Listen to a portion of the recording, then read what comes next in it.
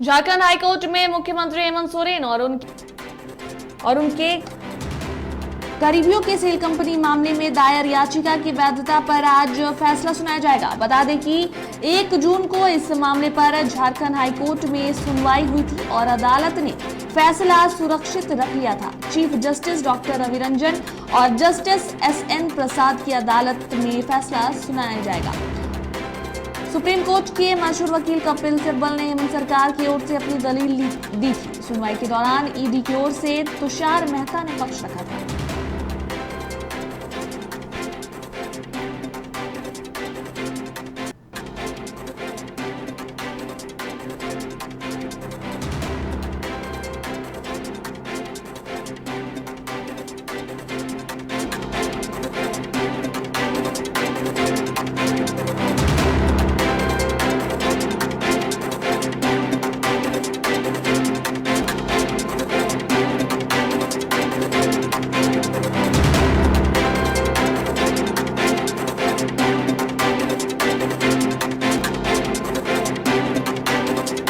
Jharkhand high court में मुख्यमंत्री हेमंत सोरेन और उनके करीबियों की सेल कंपनी मामले में दायर याचिका की वैधता पर आज फैसला सुनाया जाएगा।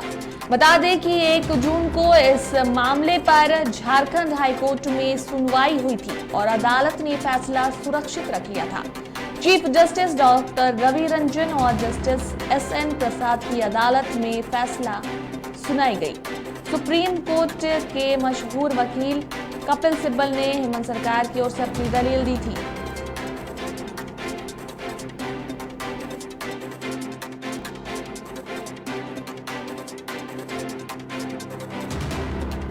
और अधिक जानकारी के लिए हमारे साथ फोन लाइन पर हमारे सहयोगी प्रोजेश जुड़ चुके हैं। जी प्रोजेश, आज झारखंड हाईकोर्ट के फैसले पर निगाहें रहेंगी, क्या अधिक जानकारी है आपके पास? देखिए, आज तो 1 तारीख को जो भी बहस होनी थी वो बहस पूरी हो चुकी है। आज उस दिन फैसला रिजर्व रख लिया गया था, आज वही फैसला सुनाया जाएगा।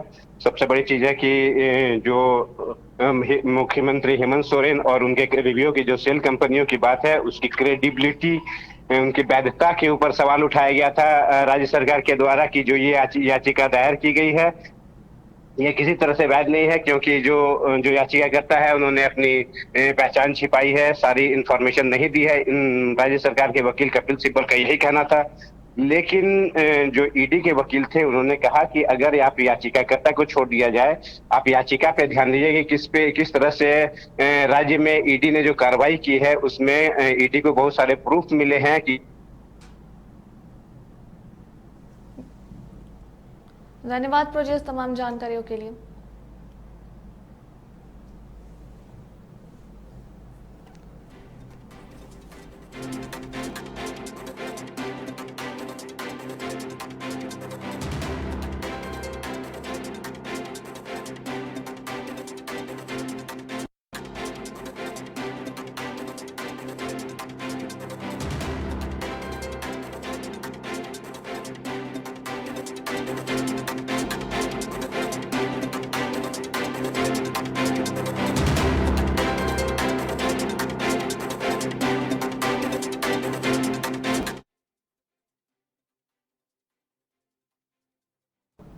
झारखंड के पूर्व मुख्यमंत्री रघुवर दास ने राज्य की गठबंधन सरकार पर जमकर हमला बोला है। धनबाद में मीडिया से बातचीत में उन्होंने हेमंत सरकार पर भ्रष्टाचार में लिप्त होने का आरोप लगाया।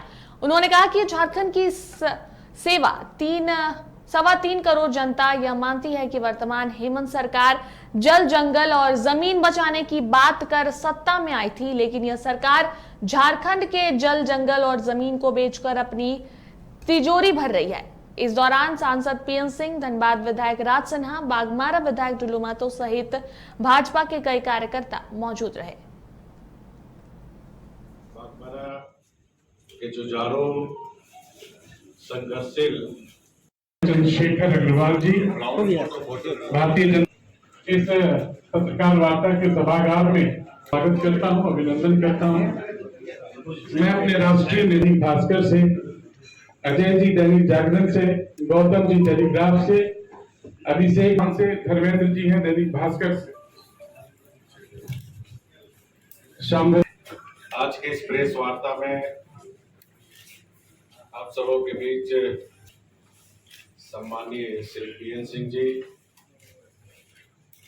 भारतीय जनता पार्टी राज सिन्हा जी, बागबारा के जुझारू संघर्षशील मेयर श्री शेखर अग्रवाल जी और उपस्थित सभी हमारे पत्रकार चंद्रशेखर अग्रवाल जी, भारतीय जनता इस पत्रकार वार्ता के सभागार में स्वागत करता हूं, अभिनंदन करता हूं। मैं अपने राष्ट्रीय दैनिक भास्कर से, अजय जी दैनिक जागरण से, गौतम जी टेलीग्राफ से, अभिषेक से, धर्मेंद्र जी हैं।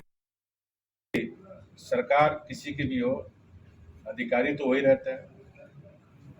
सरकार आती है और जाती रहती है, अधिकारी परमानेंट होता है।